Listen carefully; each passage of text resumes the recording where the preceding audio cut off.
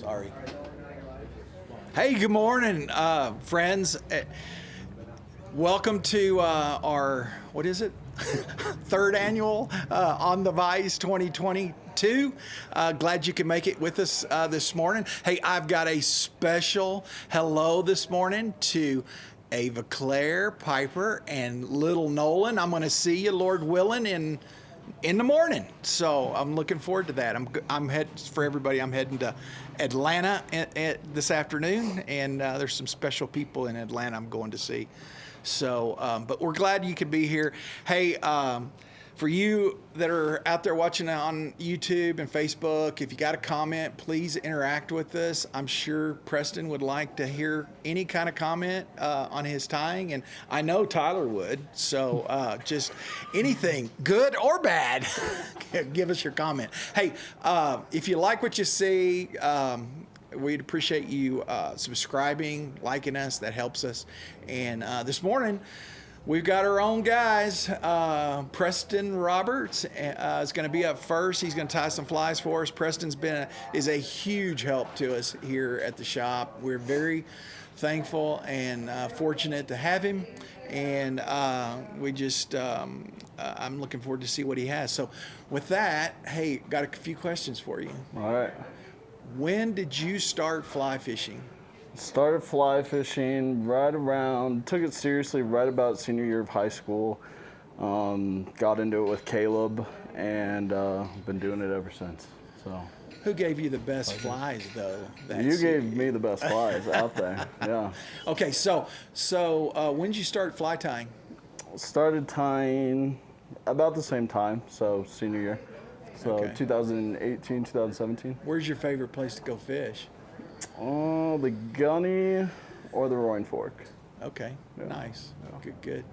And when you're not fly fishing, what else do you like to do? Doing school, taking pics, doing a lot of video, and yeah, tying flies. Yeah. So Preston is working on a photography degree at Colorado Mountain College over in Glenwood Springs. And with that, buddy, hey, it's on you. Show us what you got.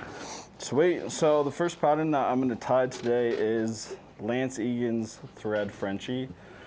The reason why I'm tying this fly is obviously to show you guys how to tie it, but second of all, just because this fly straight up catches fish for all of us. And this fly specifically was used when we went down into Red Rocks this summer into the gorge. And I think I can safely say without this fly, I don't know how well we would have done. This fly was kind of like the money down there. Tying it in all different sizes, size 12 through 18, super easy. And again, giving credit to Lance for creating it. I'm gonna tie in a different variation today. I'm gonna be tying it with a little bit different colors. And yeah, let's get into it. So, starting off with an X Series Umpqua hook, doing an XC400 BL. And the bead that I have on here is a Firehole Slotted copper bead in a 3.5 millimeter. And the thread that we're going to be tying is UTC 70 in olive. So he ties this pattern with the olive thread, but he does change the bead color. He ties it with a gold bead, and I just like copper. I have a belief in copper. I was talking to Tyler about it, and I think like we all have our own favorite colors of beads, and this is my favorite color bead. So you're gonna get the thread started down the hook shank.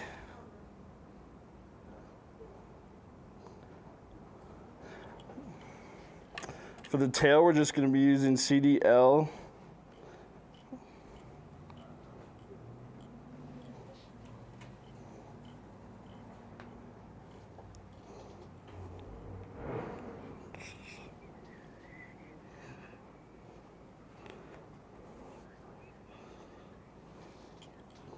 So I'm going to tie that in right there as the tail.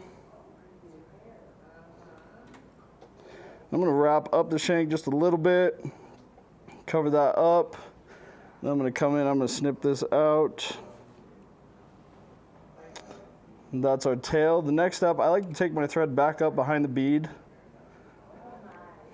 Kind of, first of all, to anchor that bead into place, but second of all, just to get our thread up there. I'm trying to keep the whole shank what's the word I'm looking for?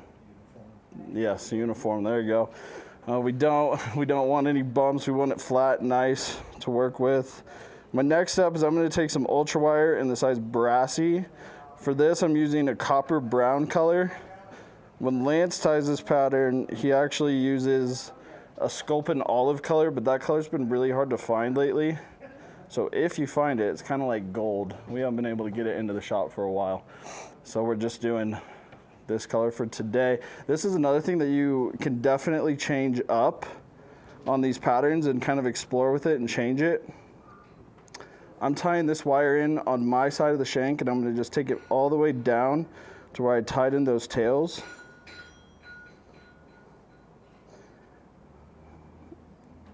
And then we're going to take this thread back up, and the key to this part is to just really cover the whole shank with the thread to make sure we don't have any open spots.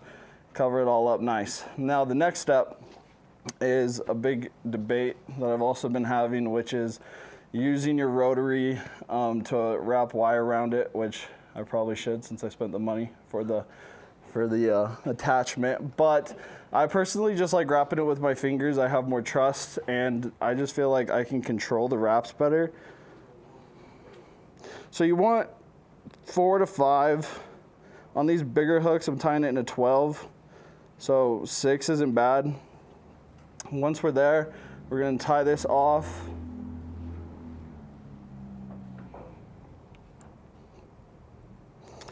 And then helicopter this. Maybe. There you go. Sweet. So at this point, I think when Lance ties this flies, or just other people, they usually will tie this off, take the thread out of there, and then we're going to UV this body. But I'm going to leave the thread on for this just for time, and I don't really think it matters or makes that big of a difference. For the epoxy, the reason why we're epoxying this fly is obviously it's a Euro fly, so we want it to get down, we want it to sink as fast as possible. But as you see, when I do this step, I'm going to coat the whole fly with epoxy, and then I'm going to pinch it with my fingers, which is going to set the epoxy in between the wire. And that's just kind of to act as a ribbing, but also just to seal the whole thing and make sure that this fly is really durable so you can catch more fish on it.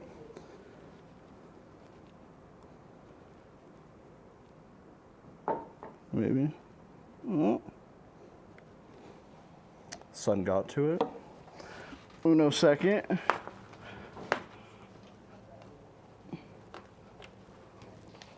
Let's see if we can fix it.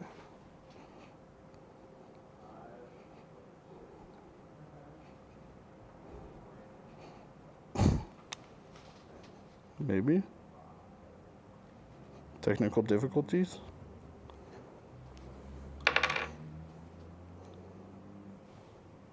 All right, rednecking it. That's okay. Sometimes you have to redneck in life, and it's fine. So, I wouldn't suggest doing this, but we're gonna do it, and it's gonna work just fine. So, once we have this, as you can see, that's pretty messy. I'm gonna come with my bobbin. I'm just gonna kind of lay this all out, smooth it out. And then once we're there, I'm just gonna pinch with my fingers just to make sure that that's all solid. So you can see it kind of sunk that in there in between the wire. And then I'm gonna hit it with the light.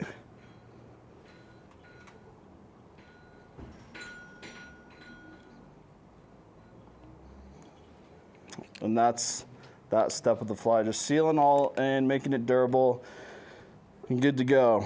Now the next step is to add the dubbing. Now again, dubbing is one of those things where you can play with it, change the colors. I personally have liked using this ice dub orange. Any color of orange works for the color that I'm tying. This is kind of like his PMD version that he ties that he just came out with. But this was the color that we used when we were down in the gorge, and just the basic color, and it works really, really well, especially for here in town too. So with this stuff, less is more. So I'm just gonna come in, I'm gonna add a little bit. But you wanna add more than what you would think, because when we're done with this dubbing noodle, we're actually gonna wrap over it, which is gonna kind of push it all down. So I'm happy with that amount right there. So what I'm gonna do is I'm gonna now take my thread and I'm gonna go back through the eye stub, and after I'm done with that step, we'll kind of see how it's looking. So I'm gonna add just a little bit more.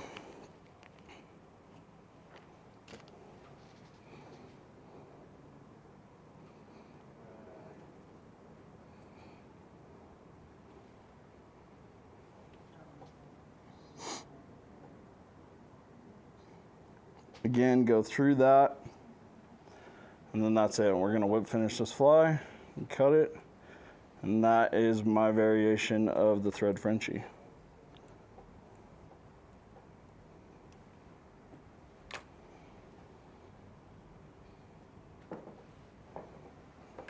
Sweet.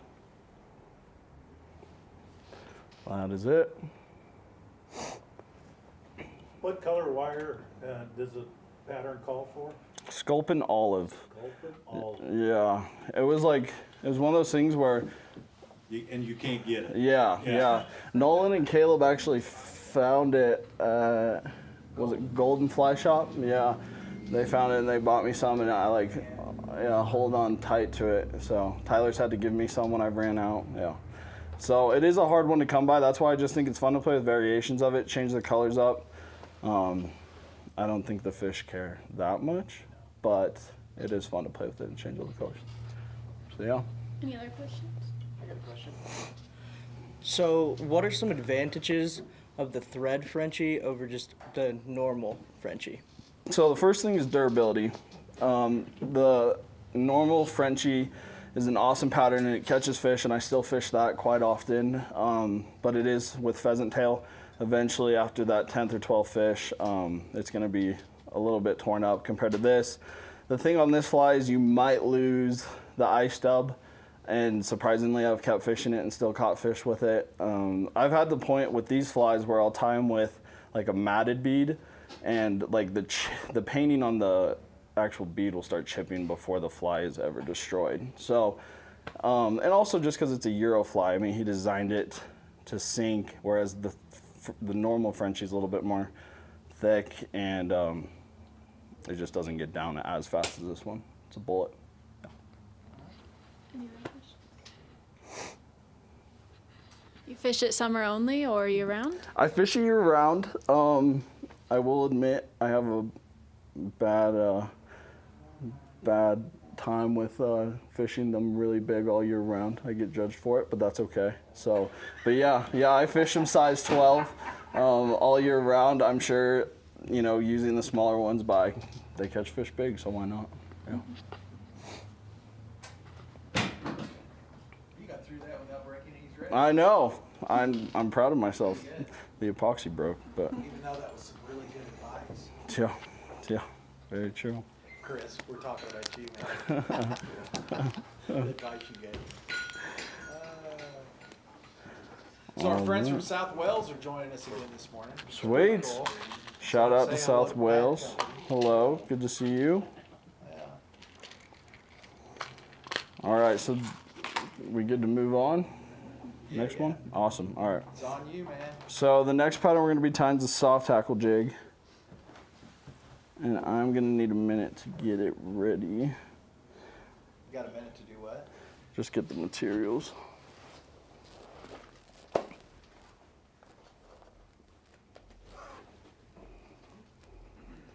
So who's been out fishing this week?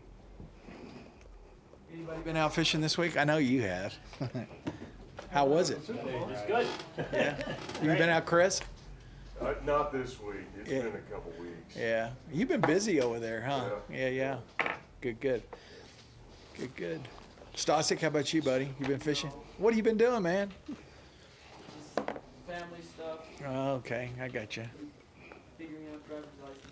Oh no. Thanks for the warning. Yeah, thanks for the warning.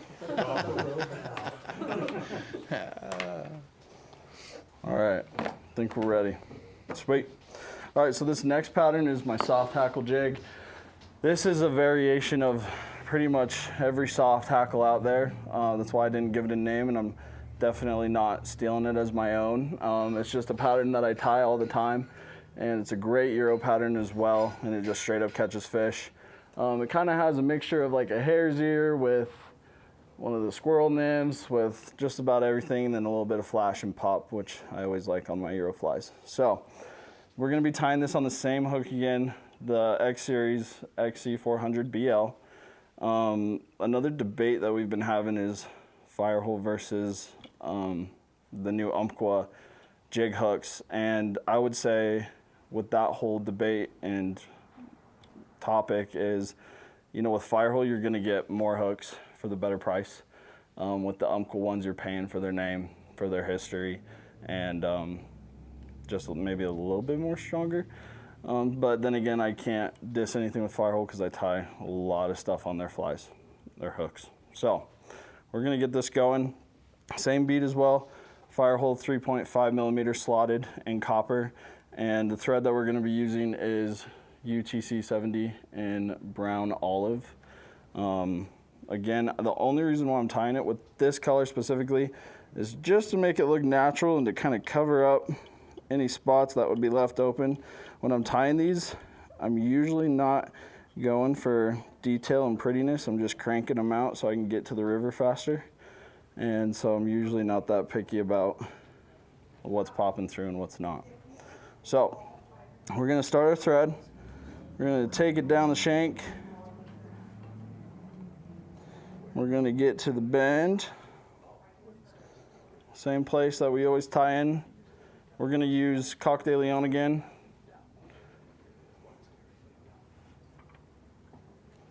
For our tail. I like to grab 6 to 8 fibers. Then again, I'm not counting them. I just, whatever looks good, that's good.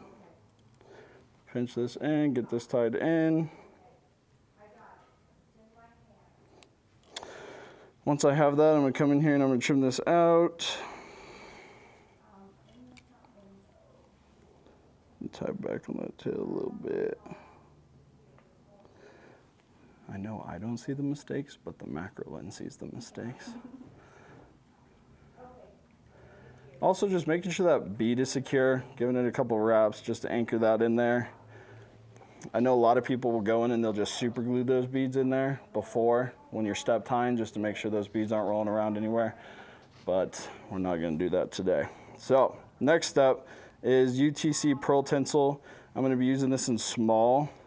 If I'm tying this way bigger, which I have tied before, I'll bump up the flash to a medium. But for this pattern, anything smaller, I would definitely stick to the small. I'm gonna tie this in on my side of the shank. I'm gonna go down.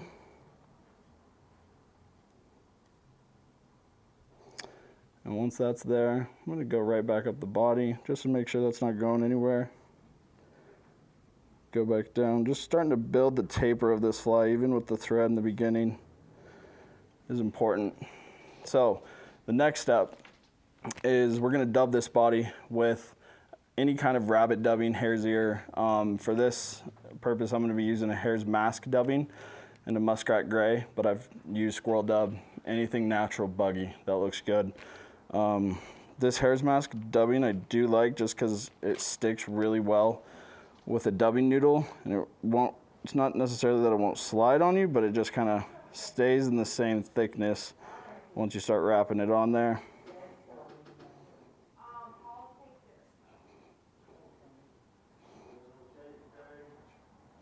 Once that's in, we're gonna start to build the taper on this body.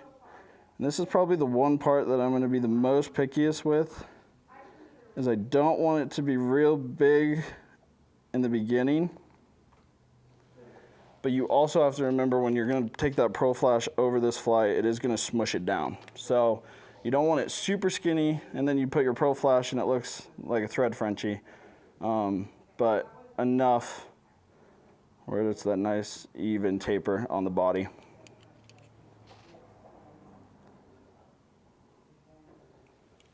You could probably do this a lot faster and a lot bigger, but this is the part that matters to me. So I like to build it slowly. I have a material clip, I guess I could use it. That'd probably be helpful.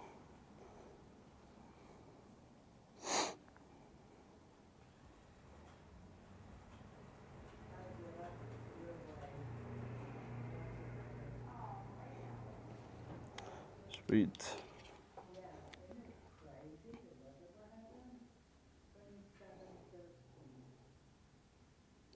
And I want to leave a little bit of room behind the bead.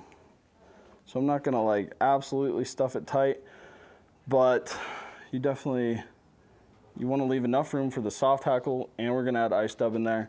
So you don't wanna just absolutely stuff it all up. Now the next step is we are gonna wrap this pearl flash up the shank.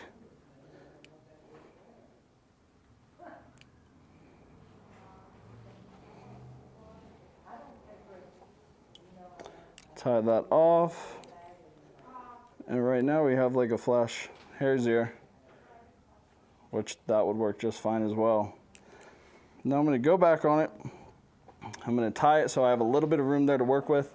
For my soft hackle, I'm going to be using some Brahma hen, but you don't have to use Brahma hen by any means. Any soft hackle works great for these flies. Put it by that hook, I can see it on the camera. There we go. Macro shot. All right, so I'm just gonna pick a feather out of here that I know is gonna be good size-wise. I don't want something that the fibers on the feather are gonna be longer than the fly itself. I've done that mistake and still catches fish, but for this sake, we'll tie it the right way. So by the end, you should have something that looks like that, where I've kind of split the tip fibers from the rest of the feather. And I'm going to use that as my tie-in point for this fly.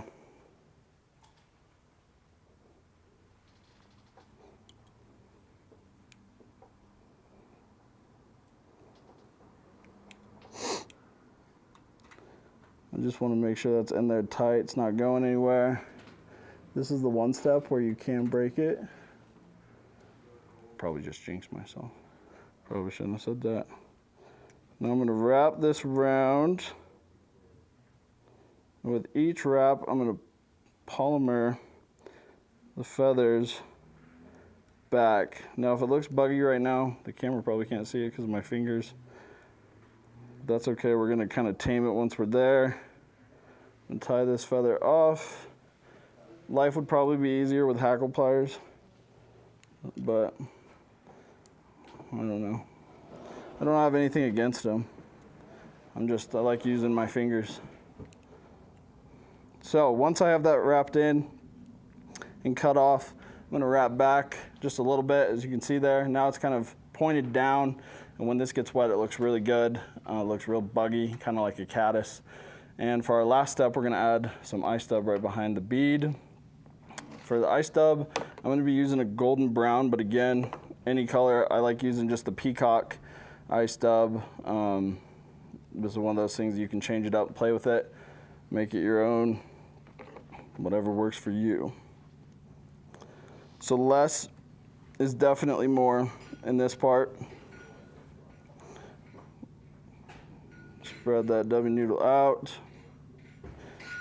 You want enough dubbing where it's going to make an impact. You're going to see the difference, but you don't want it so big and bulky that it takes over the whole fly.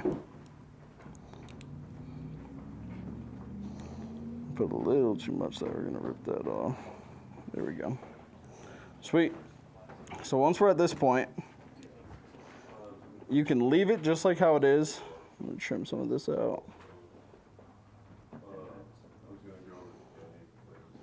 You can fish it just like it is, whip finish it, and call it good. I personally like a lot of my Euro nymphing patterns to have that orange hot spot or some hot spot. So I'm only going to do a 3-turn whip finish with this thread. Cut that. Come in with some UTC fluorescent fire orange thread, and I'm just going to add that hot spot right behind that bead. The trick with this is less wraps again is more, because when we whip finish, it's really gonna make that on there. And then I'm just gonna whip finish this, and then we're gonna kind of clean this bug up, tame it a little bit. It's looking a little wild.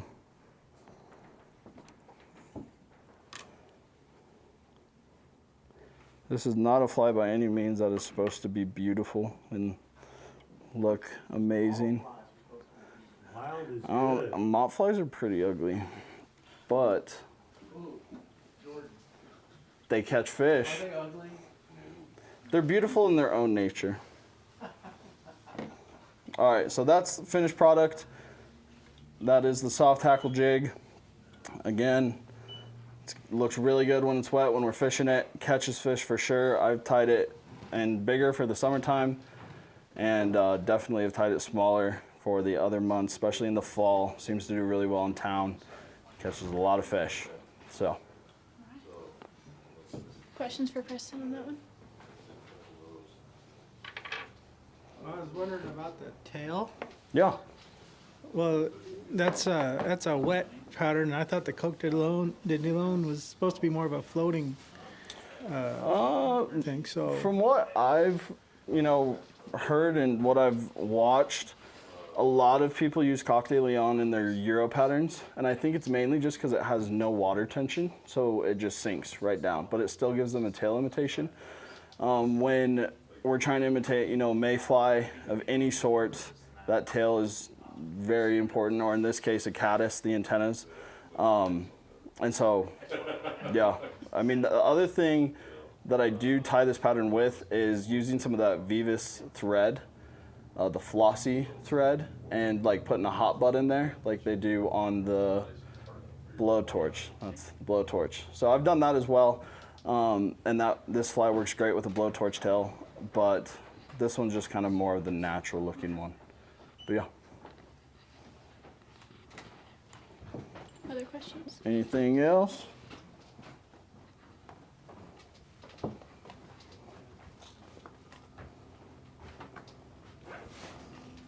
Are we on time? Oh, we're solid on time. We're doing great on time. All right, the hard one. The moment of truth. The test. I don't need that. I don't need this.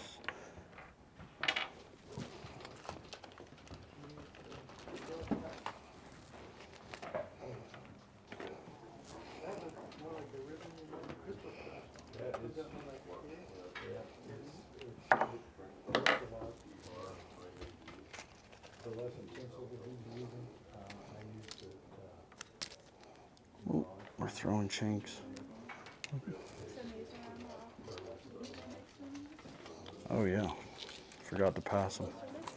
Whoops.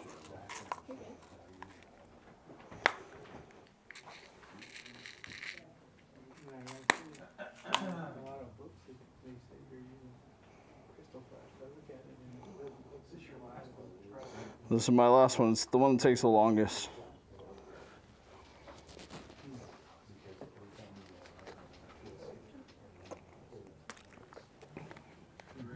I'm ready to go. Is that in the way? Okay.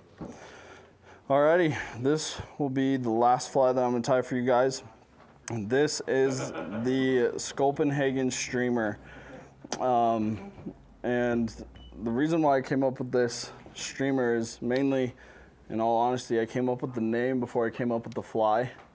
And I thought I just loved the name. So then I obviously had to create a fly to match the name. So this is a smaller sculpin that would absolutely work great in town or on the gunny, any kind of smaller river, smaller water. Like I said, I fish the Roaring Fork a lot when I'm up at school, so this sculpin pattern would be great up there. But I wanted something that kind of jigs and can really move freely. It is articulated and it is tied on a shank as well. But yeah, a little bit of flash and a little bit of natural. So this fly, we're gonna be starting it on a Firehole 413 size 10. And this is basically the stinger hook of this fly. And And for this first part, I like to move this around a lot and tie it from upside down, tie it normally, just to get this first hook down, and then once we're in the shank, it'll be a lot more smooth. So the thread we're tying with is Ultra Thread 140 in olive. The reason why we're tying with a stronger thread with this fly is mainly just for the fact that I like to crank down on it, especially during that, once we get the dubbing loops in, getting it all kind of firm and holded. Holded's not a word. It's not a word. Well, it is a word, maybe. You know what I mean. All right, so I'm gonna tie this first part with the hook upside down. This is where you can break your thread very easily, but we're not gonna do that.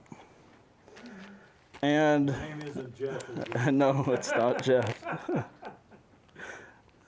Nothing against Jeff. Shout out to Jeff. Shout out to Jeff for being an awesome fly tyer. All right, so for the first material we're just gonna be using rabbit zonker. I like the barred, but you don't have to use the barred, and this is just olive. The reason why I like the barred is because when this is all together and I'm playing with it in my sink, testing it out, seeing how it looks when it's wet. I really like the black tips in there just to kind of make it look more natural than it usually could be. And we are gonna make a dubbing loop right off the bat, but first of all, we gotta tie in the tail. So what I do with the tail is I'm gonna get about 1 inch of zonker strip. I'm gonna pull this material back. I'm gonna come in here and I'm gonna trim it out. And the reason why we do such a small tail is because that zonker obviously goes back over it, so it's longer than what you would normally think it would be. And then at the top, I'm actually gonna shave a lot of this off. I'll try to do it close so you can somewhat see what I'm doing. But I'm gonna just pull that off so that I can get right to that leather and I can really work with this stuff. So I have that little nude spot there on the leather, and I'm gonna start to work with it. So now I'm gonna pierce this fly right on the hook, and I'm piercing it right where the nude spot stops and the actual rabbit starts. And that's just gonna be our tie-in point. So now I'm gonna turn it back, take this off, pull it through where we pierced it, like that. And then I'm gonna put it back in the vise.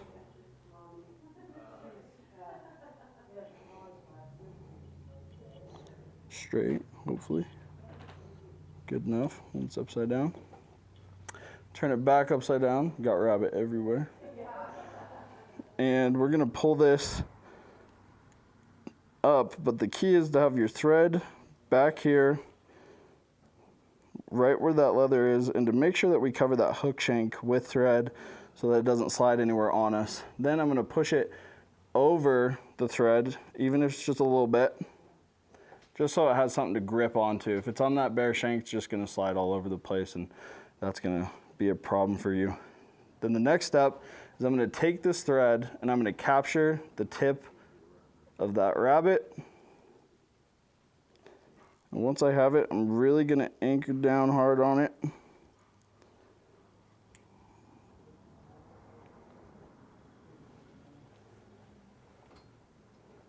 And the main thing is we want the rabbit zonker to obviously be flat on the bottom. If it's a little bit angled, I'm not worried about it. I've tied so many of these in the last 2 weeks that I can tell you I'm not worried about it. And then I'm gonna try to trim this out as much as I can, and then we're gonna cover it with thread wraps. But we're gonna try to perfect it as much as possible. And then we'll cover the rest with thread wraps. And that's kind of where you get most of your taper for this back hook. You can kind of see it's a backwards taper right now. But we're gonna remember that when we're doing this next step when we do our dubbing loop. So I'm going to do the dubbing loop now. And the key with the dubbing loop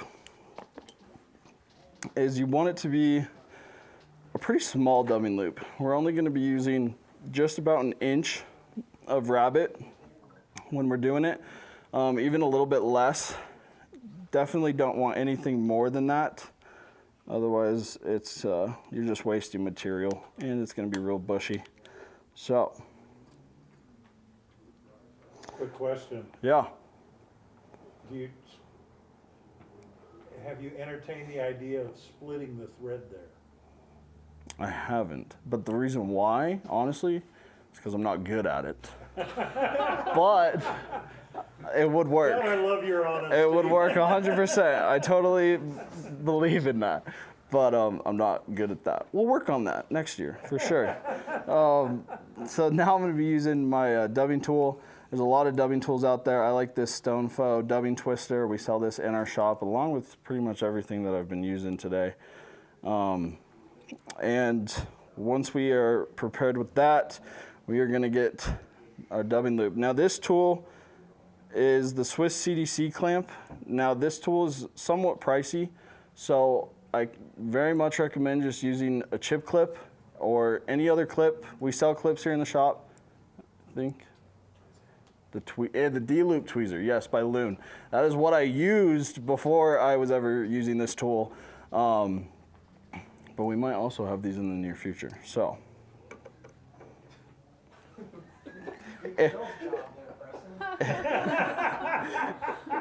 if I talk them into it.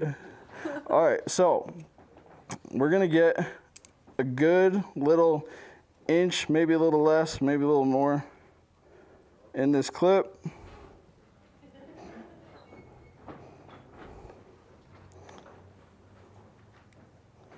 So right about, this is what it's gonna look like before I trim it. Move that in front. They see that? Oh yeah, they can see that for sure. So once I'm at this step, I'm gonna trim out, like I said, just about an inch of what I'm gonna use. So I might trim out more just because I'm not cautious about wasting material, but you shouldn't, so don't. So there's it trimmed, right? And then I'm gonna pull this loop to the halfway point, so when I tie this rabbit in, it's going right in the middle of the loop and it's not like on the edge. If we did it on the edge, it's gonna make the actual material in the dubbing loop a lot longer than what we want. And I've done that with this back hook and it's fine, but I think the balance of a little bit less for this back stinger hook just helps the hook shell more and be more active. So I'm gonna pull a little bit less, like I said. We want an inch. I'm not worried about it being pretty right now because it's not pretty. And then I'm gonna tie this in to my loop. So the reason I love this tool is because it lines right up to the material. And then I'm actually using, close. We saved it though. We saved it. We saved it. I'm fine with that. Okay, we're good. So I'm gonna hold this with my finger. The reason why I'm holding it is obviously what you just saw. Rabbit can sneak away from you pretty easily. Now before I even start to twist, I'm gonna keep my finger there. I'm gonna just get some pre-twist going while my finger's there, and then once I see it start to turn, I can release my finger and I can start really spinning that up. You don't wanna crank it so hard that you break your thread, but I've done that as well. Now I'm taking a Stonefo brush, the little Velcro part of it, I'm just brushing it out, making sure we don't have any random hairs stuck in there. And once I'm happy with it, we're gonna advance our thread towards the eye, and we're gonna start wrapping this. And again, I'm gonna push the material back with each turn while I do this. But the main thing is we have this backwards taper. So I don't wanna do a lot of wraps at the back because it's already built up. So it's gonna look thick when we wrap this. But in the front is where you're gonna wanna definitely pack it tight. So I'm gonna do a loose wrap towards the back. Again, push it back. Helps if you get the fingers wet. You can see I'm just advancing just barely to where it wouldn't be touching wraps. I'm gonna sneak one more in there. It's gonna get really bushy. And then I'm gonna tie this out.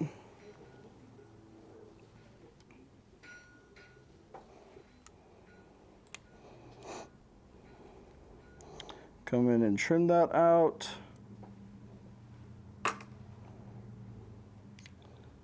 And then we're going to take our thread and we're just going to push that material back.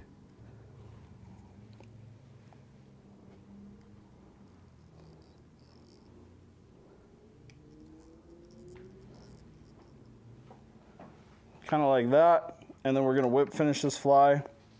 As long as the hole is visible that you can get the articulation wire through there, I'm happy with it.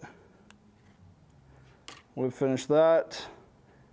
Now normally I would Zap-A-Gap this or hit it with some Loon, but rabbit and super glue do not go well together at all. So I'm not going to do that for this, but if we were step tying or if I was at home and I was cranking out a dozen of them, I would definitely do that and let it dry. So that is the first part of the fly. Second part of the fly, we are going to be starting with a fish skull articulated fish spine.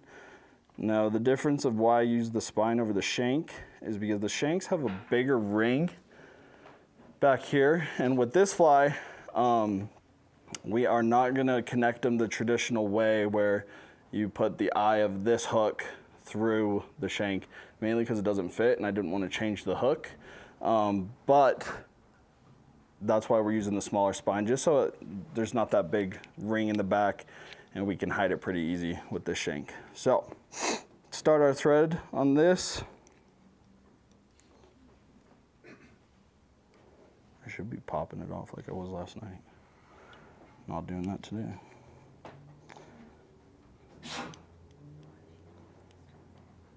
And we're gonna wrap back on this.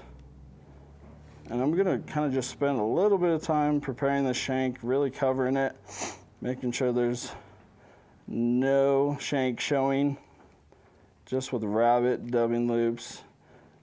The bare shank does not get along with those materials and techniques. So once I'm there, we're gonna add our articulation wire. And articulation wire we're gonna be using is the Montrose Thin Intruder trailer hook wire. And this one's for the hook 6 and smaller. So, yeah, nothing much more to say about that. I'm gonna use wire cutters from Ace Hardware because I've gone through about 5 pairs of scissors before I learned that lesson. So we have, I don't know, 3 inches of wire. You could probably use less. I just like to have it to work with. And you can, it's not crazy expensive. So I'm gonna tie this wire on my side of the shank. I see a lot of people when they're tying articulated stuff, they tie the wire in kind of mindlessly without really thinking about what side or where they're tying it in. And that's pretty much what affects your back hook to ride straight up or straight down. If not, you'll have a sideways hook and things can be a little messy. So once that's tied in, I'm gonna add 1 bead, small bead, killer caddis. This one's pearl medium. You don't have to use pearl exactly. This is just what we sell here in the shop and it looks actually pretty good, so I was fine with that. I've also put 2 beads on it and I didn't like it. All right, so we're gonna add this hook. It's gonna ride hook side up. Feed that through there. Once that's in there, we're gonna go back through our bead. Maybe, there we go. And I'm gonna be really picky about when I put this through, that it goes to the other side of the shank and it's gonna create a loop. Maybe, it's fighting me right now. Oh. No, it's not happy. You want the other side of the wire to go through so that when we tie this in, there we go, that the hook rides up, if they can see that, yeah. So definitely fight that wire just like I had to until it's in the spot that you want it. Otherwise this hook's gonna ride down or sideways and we don't want that. And I also don't want a ton of room. As you can see, that hook and that bead is pretty dang close. I like it close. I don't like a big gap there. I want it pretty dang close just so it has enough room to somewhat move and wiggle, but when we jig this fly, because of the front part of the shank, it actually really kicks and swims well. So, as you saw that, I tied that wire in on the other side of our shank. I'm gonna really do some thick wraps in there. I'm gonna pull this wire back. I'm gonna go over it.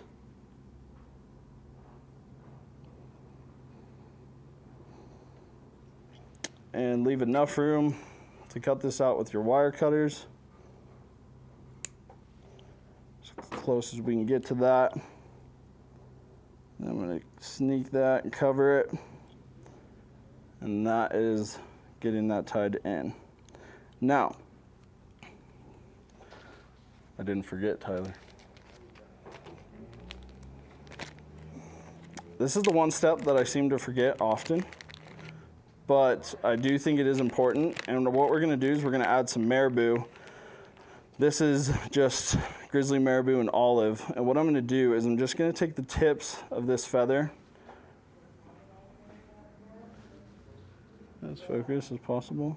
Oh, well, I broke that tip. Well, I'm still gonna use it. We're not using that one. Doesn't like us. All right, we're gonna do that again with a better feather. And I'm just gonna tie the tips of this marabou in on each side of the shank. And that's just to cover the articulation part. And because we didn't traditionally connect it to the shank like you would on a shank, just kind of hides it. Makes sure no one sees it if anyone was to judge you. So I'm gonna tie one feather, just the tip, on each side. It's gonna look bushy, but that is okay because it's gonna get covered here very soon. Let's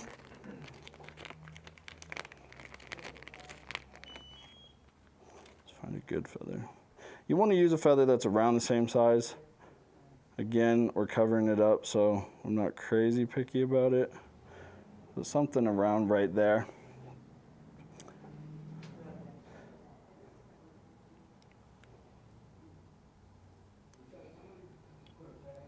Whoa. And then I'm gonna pull this back. This trick is fully taught by Tyler. Shout out to Tyler for teaching me this. I have never done that before, I'll admit it. But it definitely holds the marabou. It gets to the actual hurl of that feather. Is that the right word? Yeah, hurl. And holds it in place there so those feathers aren't going anywhere. Once we're at this point, we're gonna finish the rest of the shank. I like to put flash in my streamers, as a lot of other people do. So I'm gonna be using some medium UV polar chenille and the UV copper. We did get all of our different sizes of this stuff in the shop, and it has been awesome to play with and experiment with. If you were gonna tie this pattern a little bigger, then you would use... Can you hold the package up to the guy? Oh yeah, there you go. Good, sweet, all right. So if you were gonna tie this fly bigger, obviously bigger polar chenille. But for this, I think the medium works just fine. And we're gonna do only like 3 to 4 wraps of this stuff right here at the back. So I'm gonna tie this in right towards the back of our shank.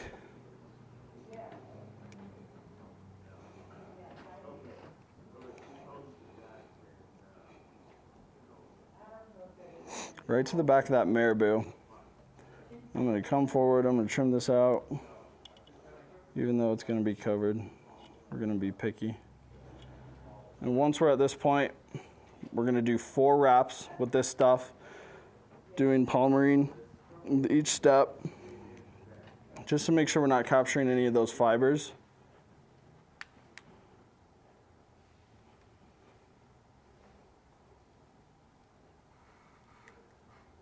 I'm happy with right there. I don't know if that was 3 or 4, I don't count. Just look natural. And we're gonna tie this off. So I just have that little section of that flash, and when we put our dubbing loop in for this kind of final part of this fly, it really, it just blends well with the rabbit and makes it kind of pop flashy, especially when it's wet and swimming. So yeah.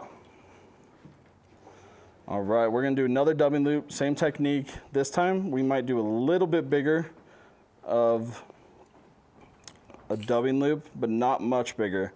As you can see, it's kind of about the same size, same amount of area to work with as we did with that first hook.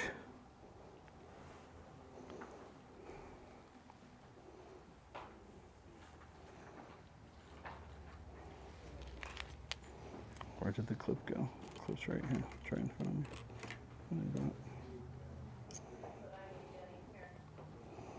I'm going to sneak in here, grab that material.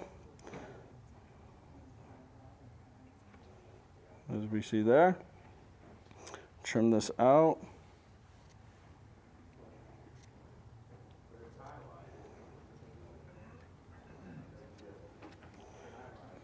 I'm going to pull it out again so I can tie this right in the middle.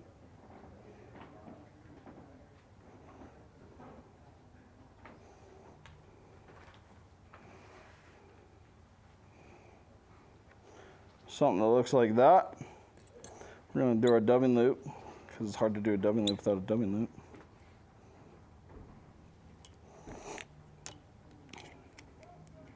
And I want this dubbing loop to start right where we just finished that puller chenille. Take our thread up to the top. And we're going to get our dubbing loop tool ready.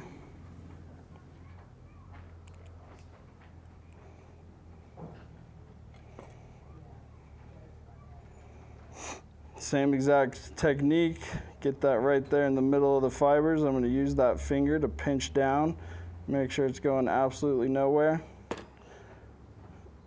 And I'm going to hold my fingers. First twist, once it starts moving on me, I can let go and let it rip.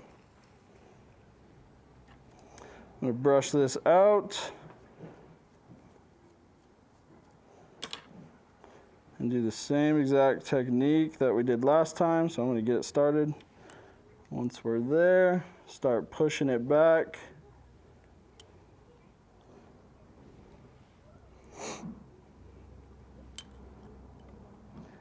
Now you need to save room for the helmet.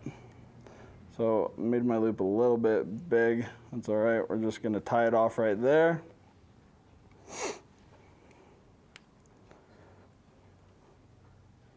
Trim it out as close as you can. Don't cut your thread. Once it's there, wet your fingers, push this all back, and we're going to take that thread and we're going to crank down on it. Looks something like that.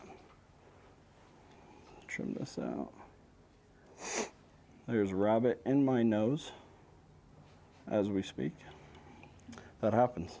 All right. Yeah, that's definitely how it works. All right, last step before we finish this fly is I'm going to be using Brahma again, but this time I'm going to be using the wing feathers. As you can see, they're a little bit more round. You can use partridge, you can use really anything, but for this fly, this color is awesome for this pattern, so I'm using the Brahma. The key is to get two feathers that are close to the same size, otherwise it can look a little funky. I don't think the fish are going to care, but we care. Once we're here, we have our beautiful Brahma hen feather. We are going to do the same thing. We're going to use just the tip, but we want more of the tip this time because this is going to be the fin. That was a beautiful split. That was great. So we have that. That's my tie-in point. I'm going to do one on each side of the shank, just like we've done with a lot of other things on this pattern. And that's going to be the fin for our fly. I like them to be a little bit bigger than what a normal fin would be, just because I want them to stand out. They kind of look like mouse ears when I was looking at it last night, but I'm fine with that. Again, pull that feather back, do some wraps back on it, make sure it's going nowhere. Trim that out. Get all these other little random ones that snuck away from us.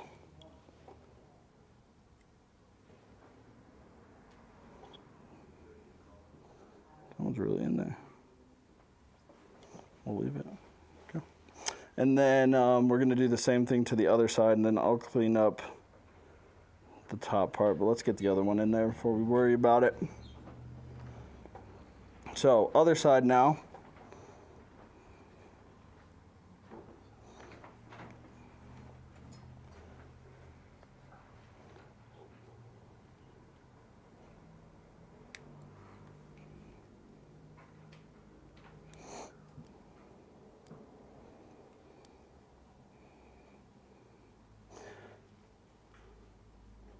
And this is one of those steps that I've also tied without doing this, and it looks fine. You can actually then save more room to do a bigger dubbing loop, and it makes it look a little bit more puffier and full, and there's nothing wrong with that. I think it looks fine just like that as well.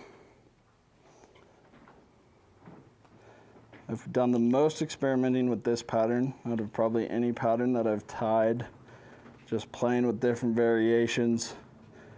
I've added the polar chenille, I've not added the polar chenille. It looks really good with just all rabbit dubbing, doing the dubbing loop, but yeah. So, once we're here, you can see I've cleaned that up as much as I'm willing to, because we're gonna throw a big sculpin helmet right over the top of it. Now I'm gonna whip finish this fly.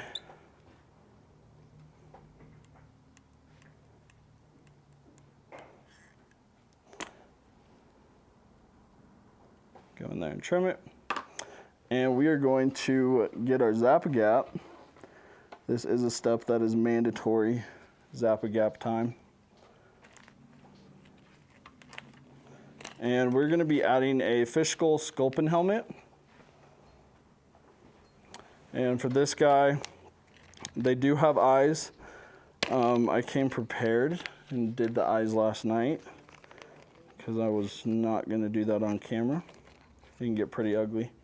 So we added the eyes last night, but I've also seen people that fish them without adding the eyes. So I'm going to take my Zap-A-Gap with a brush, easy application here. I'm going to come in, I'm going to cover this whole base with our super glue. And once that's good, we're going to add our sculpin head on there. We're gonna hold that in place. Now, if you have room, I would recommend wrapping some thread wraps in front of the sculpin helmet, but if you tie it kind of the right balance of everything, you shouldn't need to have enough room to add those wraps.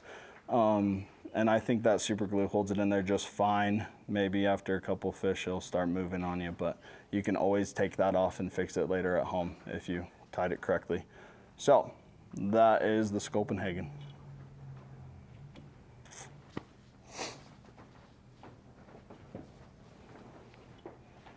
Any questions for Preston on that one?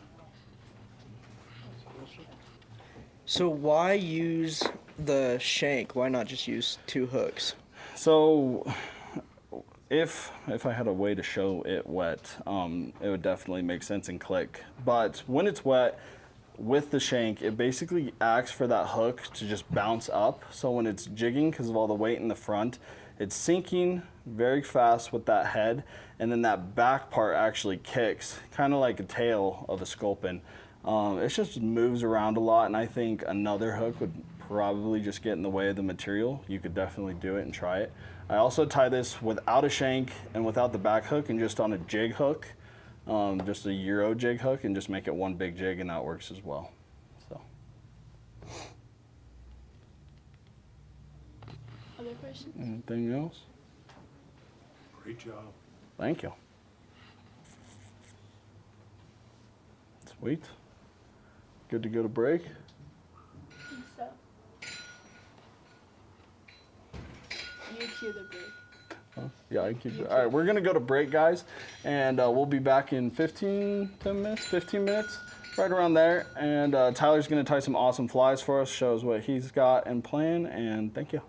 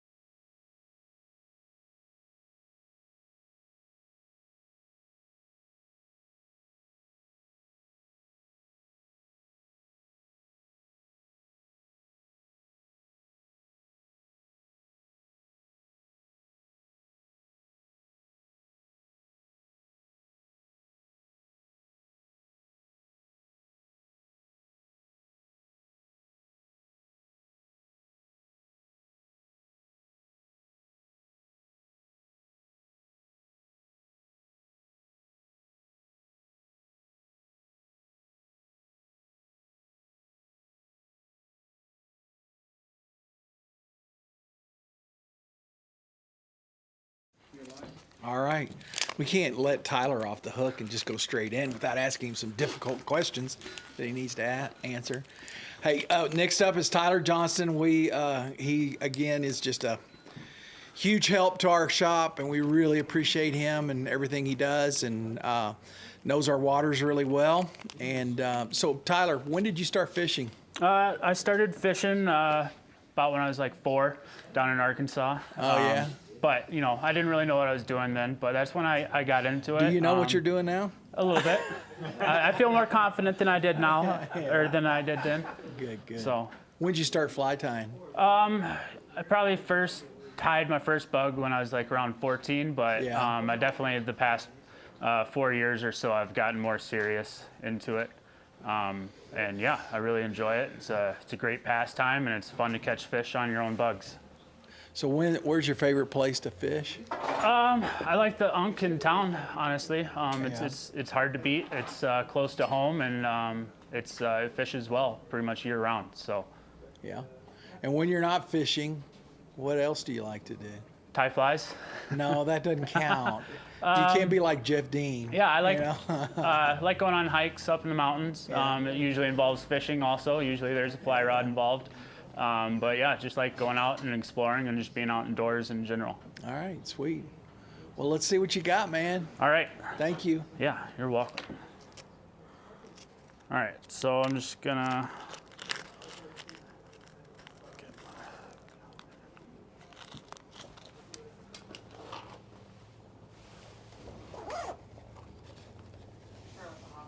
Yeah, so I'm gonna start with the Charlie Boy hopper. It's gonna be tied on a TMC 5262 size 10. So yeah, so I'll get my hook started here.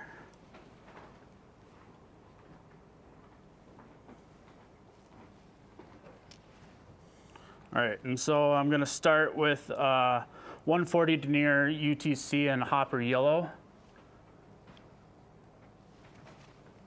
So we're just gonna start and put a layer of thread down on our shank here and just work all the way back.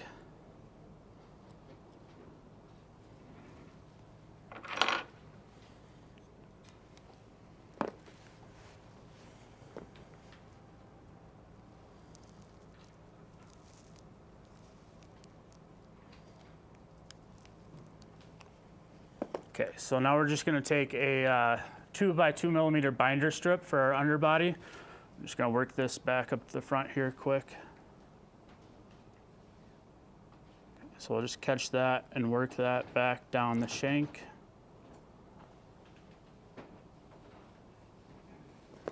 And we'll just trim that out back there. And we'll just tie that down a little bit better and work back. All right, next we're gonna take our piece of 2 millimeter fly foam. About the size of the hook gap is what we're aiming for. So we're gonna start and we're gonna pierce this foam in the middle. Then take our hook out quick and just work that up. All right, so now that we're at this point, we wanna work our foam up here, and you really wanna pull that foam up so that this back tail is sticking up, okay?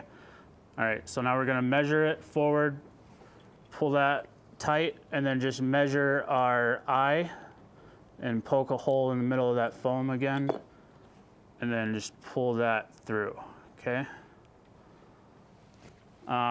Next step, we're gonna take some Zap-A-Gap. We're just gonna coat this body, not knock over the bottle. So we're just gonna get some on this binder strip here and then really back on this tail to really bind that all together.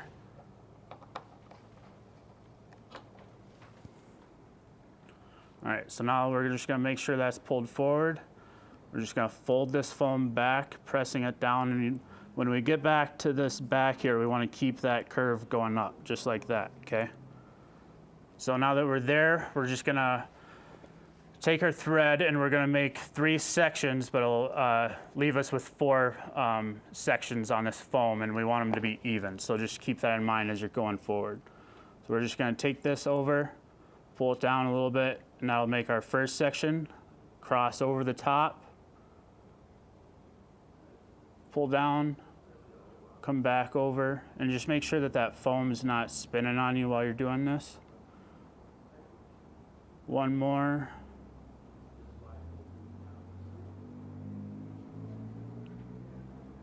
Okay, and so you can see that left us with these 4 sections there.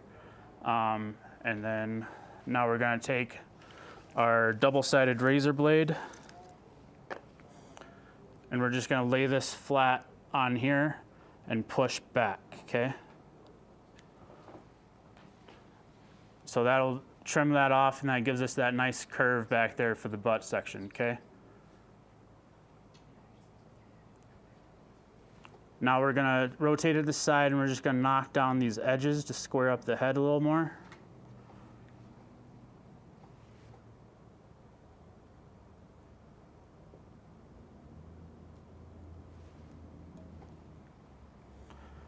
And then we're just gonna finish and taper this tail a little bit. So I just like to take my scissors along the side of the body there and just trim it up some, and then that leaves us with that. Okay. So now we're gonna take round rubber legs in black and tie those in. They're by Wapsie, medium round rubber legs. I'm just gonna back off this last turn I put in there, catch that, and then we're gonna go back over the top again to that other section and catch it again, okay? And then we're just gonna do the same thing on the other side.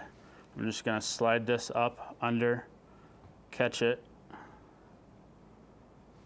and then come back over the top and catch it in that front segment.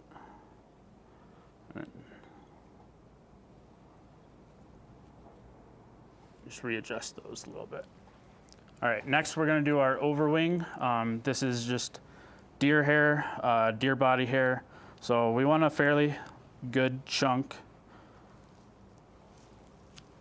A little bit much. Something like that.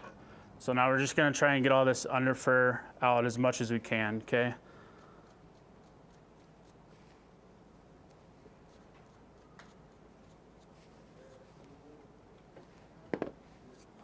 All right, so we got most of that under fur out. So now I'm just gonna grab my deer hair stacker here, put my deer hair in there. And just tap that, get all our tips aligned, take it out. All right, so now that we got that stacked, we wanna measure this, and we want it to be about the length of the shank of the body. So I've got that measured. I'm gonna transfer my hands here. Then we're just gonna cut all those flush there, okay? And so now I'm gonna take my thread and give it a counterclockwise spin. And that's just gonna help me when I go to tie on this deer hair. The thread's gonna wanna jump backwards and help grab the material for me, okay?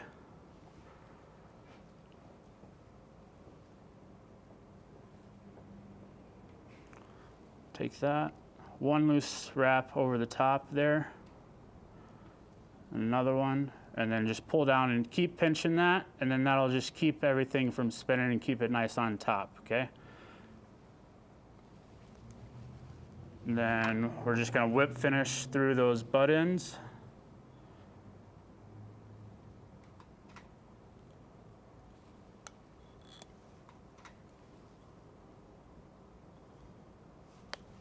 Okay.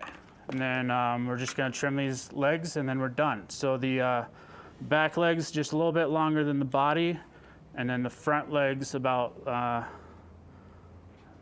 just a little bit further than the head there. And then that's the Charlie Boy hopper. And then the last step is just to add some eyeballs on there. So just take your Sharpie and put a little dab on the front there, and then that's the Charlie Boy hopper. job. Thank you. Made that look easy. Where do you Did. fish that? Everywhere. It's a great summertime pattern. It works well as a hopper dropper. So anywhere you see grasshoppers along the banks, just cast it up under the grassy bank there and hope for the best. Works good in town. Yes, sir. Any questions for Tyler on that one? You may have already said this other colors you tie that in. Yeah, black, yellow, olive. Whatever color foam you want to put on there. Different colored legs. The commercial pattern has knots tied in the back leg section. So if you want to add that, you can, but it's not a necessary step. But that pattern's super easy to tie once you practice it a little bit, and you can really knock them out. So it's a great pattern to fill your boxes with. Black works good for a cricket. Yeah, definitely. Good job. Thank you. On to the next one. Yeah, what do we got next? All right, so next is just a version of a perdigon. Perdigons have been pretty popular lately. So this one's going to be a rainbow iridescent perdigon. It's a iridescent thread by a company called Simperfly, and it's a pretty cool material. It comes on a spool, and then it changes colors as you work through. So it leaves a cool effect on the body. So we'll start with that. I've got a Umpqua XC400 in the vise with a 3mm tungsten bead. So we're just going to take our thread here and get it started behind the hook.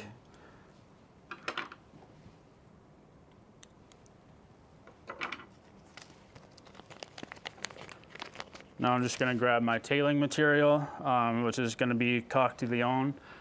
This is from Whiting. I broke the Ziploc bag it came in, so now it's in my Loon Ziploc bag. So now I'm just going to pick out like 4 or 5 fibers here and just pull them off parallel to the shank and then rip them off, and that makes sure all your tips are aligned. Okay, so now I'm just going to take it and measure that about the length of the body there. And I'll just take oh, that did not work. Start over.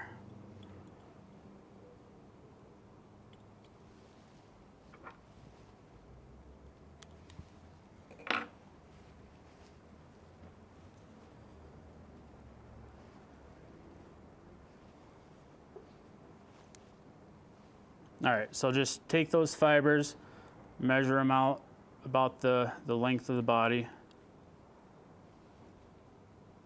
And just catch them there. Check your length real quick. That looks good. And so now I'm just going to work those back with touching turns going down the body. And the reason why I tied that fiber in up front instead of working it back is just to help keep the profile a little thinner. So that's about as far back as I want to go. So now I'm just going to work forward, touching turns again, all the way back up to the bead. Get those things out of there.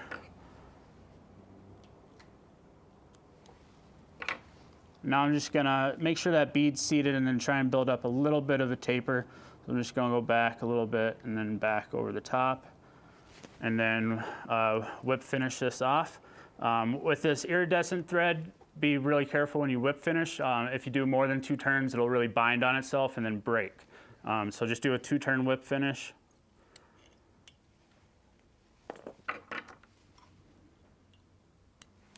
Okay, snip that out. And then the next step is we're going to take some black nail polish, and we're going to use this for the wing case on the back of the fly.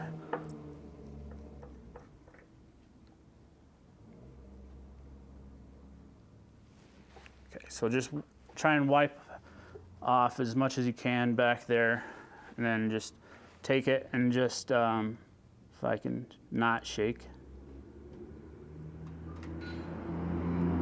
just make a little wing case on the back. And so like when you're tying these, I like to step tie these.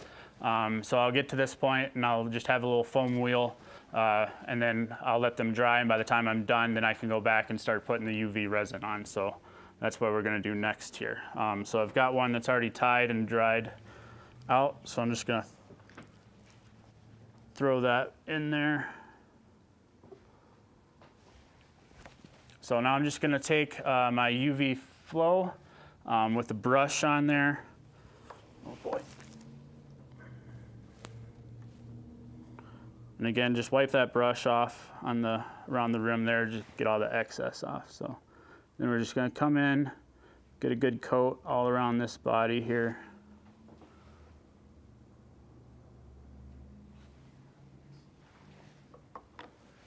Okay, and then I just like to kind of spin this around a little bit just to get an even distribution on that flow. That flow will work itself around the fly.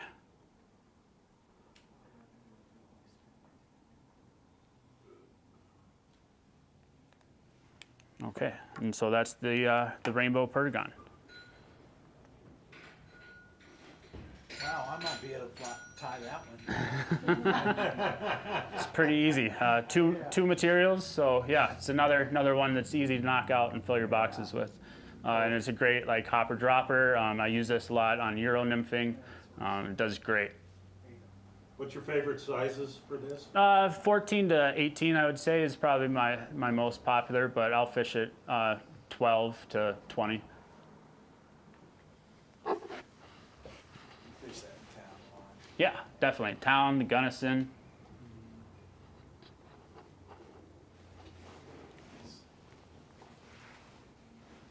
We've had problems getting that thread in. We had it and it's all gone, but now we just should get some more in soon. So Simperfly's got some really cool materials if you guys haven't tried what they've got going on there. Yeah, Nano Silk is awesome if you guys haven't tried that. Yeah, I love Nano Silk. All right, so I'm just getting this next hook ready. So it's gonna be on the same hook, the XC400 in a size 16.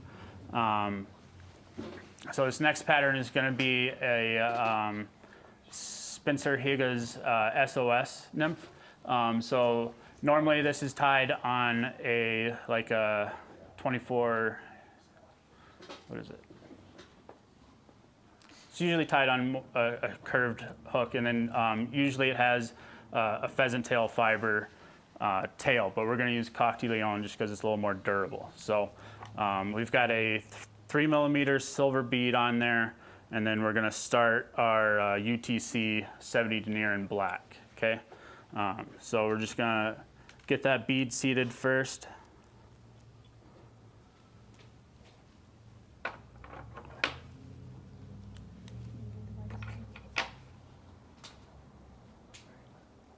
Work back to that bend where the barb should be, okay? And then we'll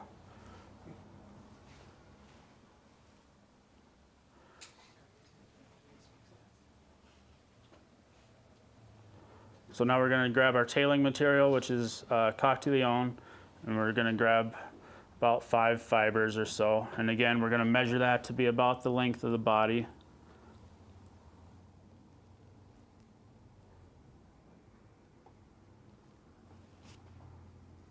And then work that back up to the bead there, and then trim out our excess.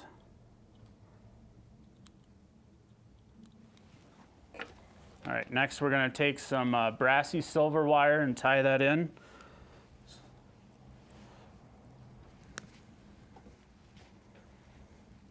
So I'm just gonna take this and jam it in that slot behind the bead there, and then catch that. And then try and cover it up the best I can on the way back, but if not, then I'll cover it up when we work back forward. Okay, so we got that tied in. All right, so now I'm just gonna use my bobbin cradle here to help me spiral this forward.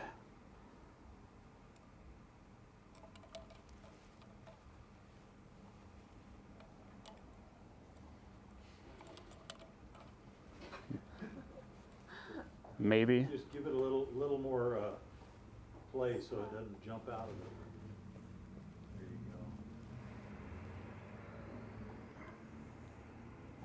All right, and then now that we're up at the front there, we're just gonna tie that wire off.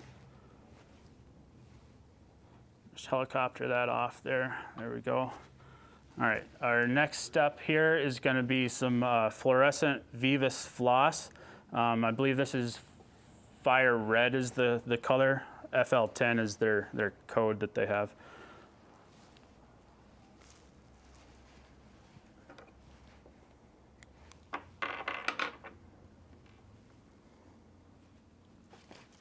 All right, I like to wet it. It just makes it a little easier to work with. And then if you get all those fibers trimmed flush, it goes into that bead a little bit better.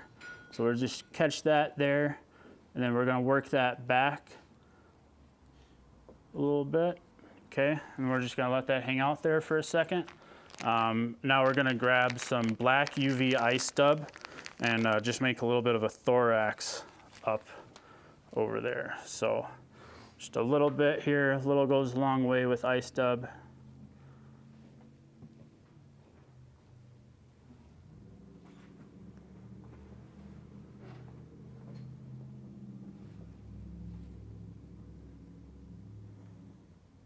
All right, that looks pretty good. So we'll just wrap that up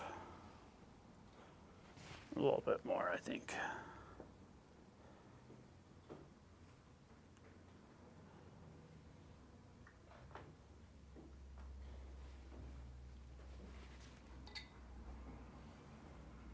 All right, that's looking pretty good there. So now we're gonna take our midge flash in black, and we're just gonna take one single fiber of that out, and then we'll just double it over, and then we'll have two. Maybe.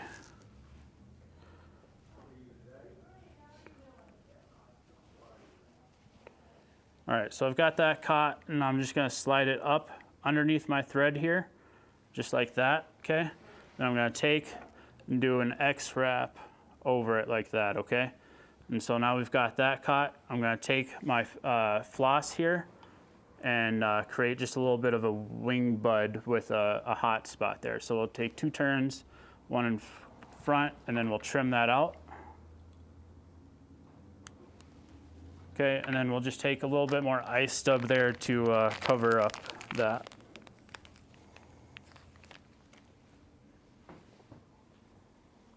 Oh, and I missed some floral fibers.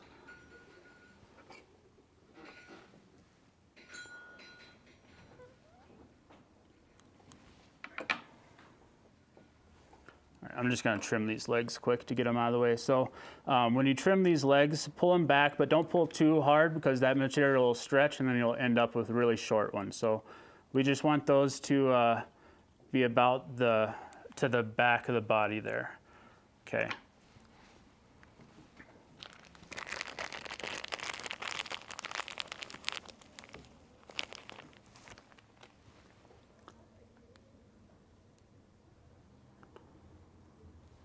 All right, and then just cover up where we trimmed out that floss at, and then whip finish.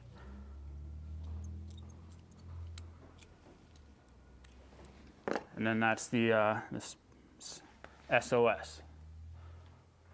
So it's it can be a mayfly, a midge. It's pretty impressionistic, but yeah, it's a good little pattern. I really like the little hot spot that it has on there. It's another good Euro pattern and a good hopper dropper pattern as well. Any questions there? So when is the best time of year to fish this pattern? I'd say summertime's the best, but it'll definitely work year round. All right. And you fish it just here in town, or where do you fish it? Here, anywhere, really. I mean, it's you know, mayflies exist pretty much in most streams, so yeah, it's a good bug pretty much anywhere you would fly fish. Great. Nice pattern.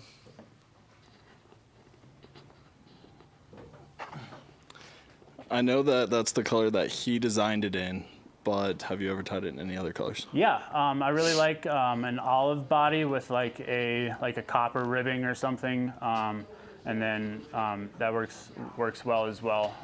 You know, and just the great thing about fly tying is you can make it your own. So I encourage you just to play around with it and, you know, make it happen. Hey, fun Uncle Tyler, you got a shout out Oh, from yeah? Megan, who said that was nice work. Hi, Megan and Brindley. So, SOS, what's that? Save our skin, nymph. Yeah. So, Okay. yeah.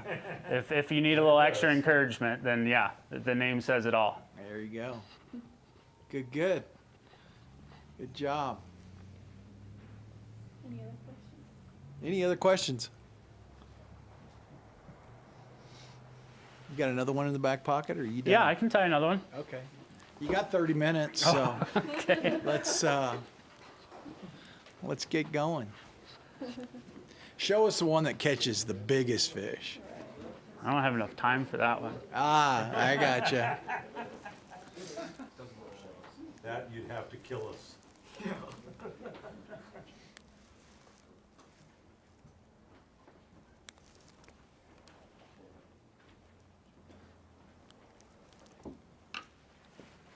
How long you been tying? Is that the?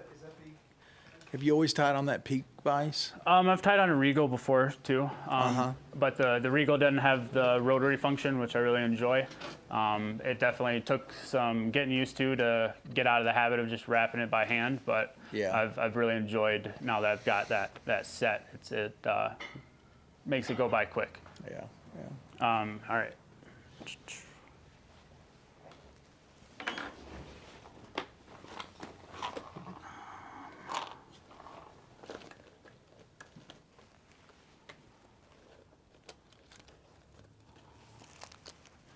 What are you going to be tying? This is going to be the Ferminski's Flush Floater Caddis.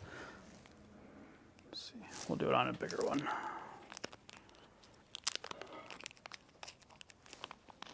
think Ben resides over in Crested Butte, if I'm right. Pretty sure.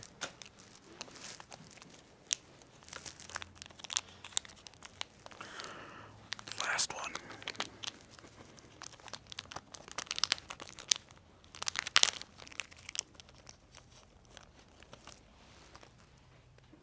You didn't practice this, did you? A little bit. I've tied it enough, but No, I meant tying the fourth fly. Little bit. a little bit. Yeah. So we're going to start off with Umpqua's newish stubby T-hook. It's got this nice little V bend in the back there and an extra gap that kind of helps keel the dry flies. So I really like it. So I've got a about like a 2 millimeter by like 2.5 foam strip. So I'm just gonna take that, and then I'm gonna take a pair of scissors here and just pinch that end back there, and then I'm gonna take my lighter and singe this little piece that I have, okay? So singe that, and then just take your scissors and pinch that, and then that'll leave us with kind of like a little caddisy body for the foam there. So now that we got that out of the way, we'll just take our black 70 denier UTC again and coat the shank there.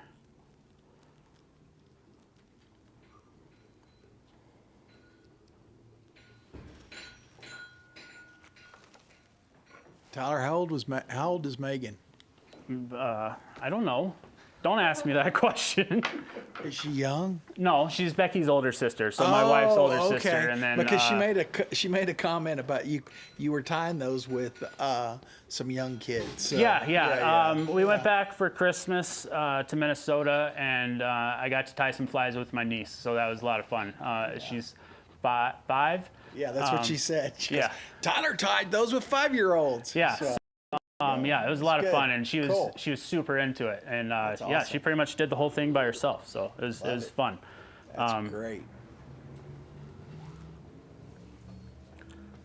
All right, so we're gonna take our foam strip here and then measure it, and we just want it to hang off the back just a little bit there. So I'm gonna take that.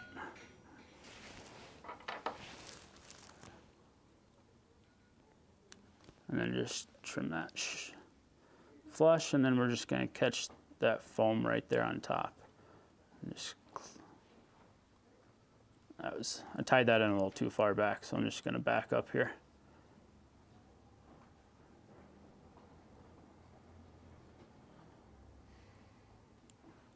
There we go, that's a little better. All right, so now I'm just gonna take some Zelon material for our underwing in olive.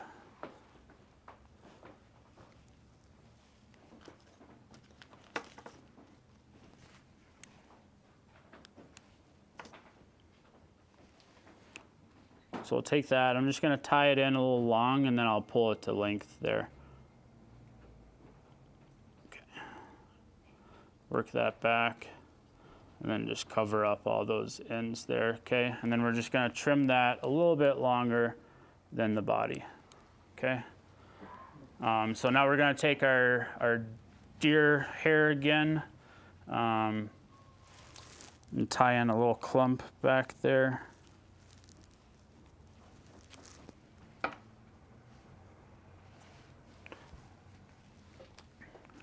On this pattern, I'm not going to really worry about stacking the deer hair. It'll still look like a caddis by the time we're done. So we're just going to take that, and we want the deer hair to be about there, about the same length, maybe a little shorter than that Zelon. So we'll just take a light wrap, and then we're going to flare that. Okay. Then we're just going to gather all these fibers up. We're going to trim those out.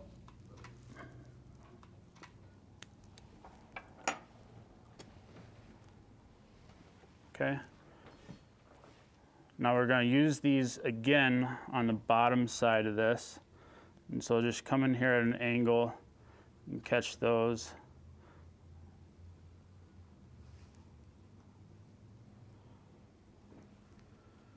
Then we're just going to work that up through it a little bit.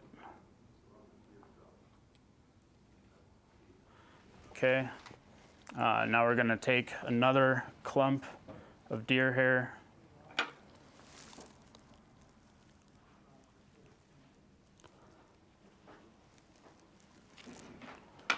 And again, just get all that under fur out of there.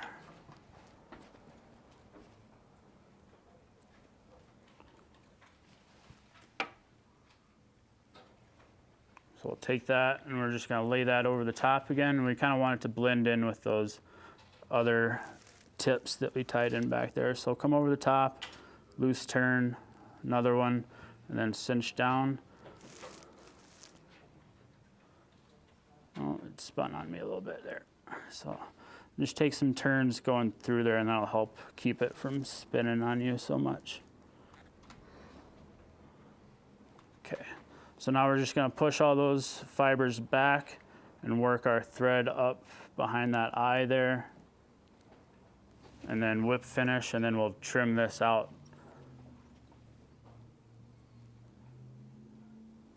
Oh, come on.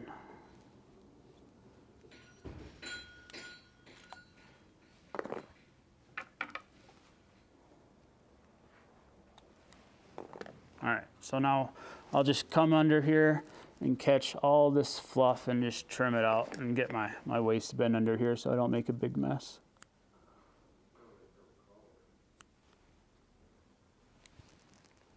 Nolan will clean it up. Not today, I won't.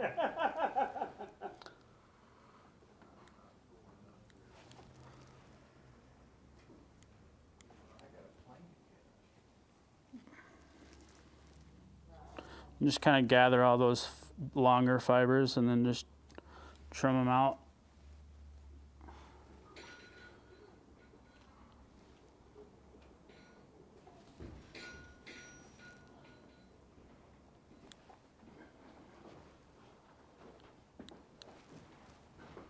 All right, and that's pretty much it. I could sit there and trim it for longer, but it'll still fish good like that. So another good dry fly pattern.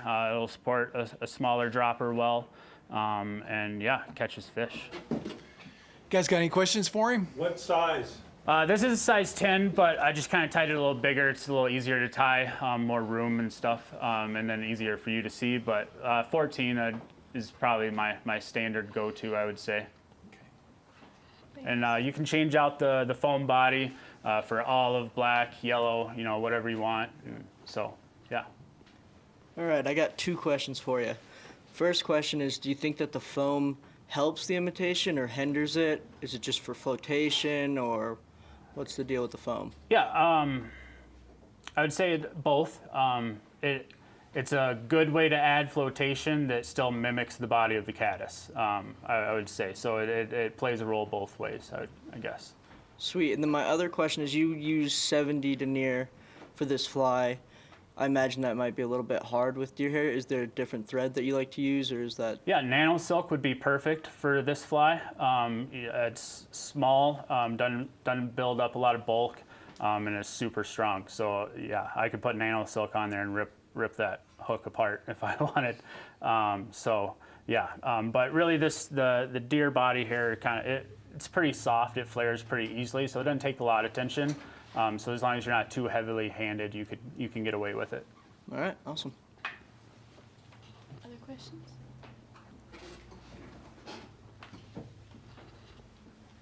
Do you think that would ever catch any fish on the lower section of the Gunnison? Yes, That was a trick question, wasn't it? Yeah. maybe not this time of the year, but Yeah. We got a shout out from our friend Tristan Church. Just said y'all did a great job. Thanks, So, Tristan. I'd agree. Good job, guys. Any other questions for Tyler or Preston? All right. Well, great. Hey, we thank you very much for being here. Come back and join us March 5th. We will have Tim Jacobs here, and Tim is a deer hair extraordinaire. So he'll be coming over from the rifle area, I believe. So look forward to that, and go fish, guys. Looks like it's a beautiful day out there. Thank you. Have a great one. Thanks.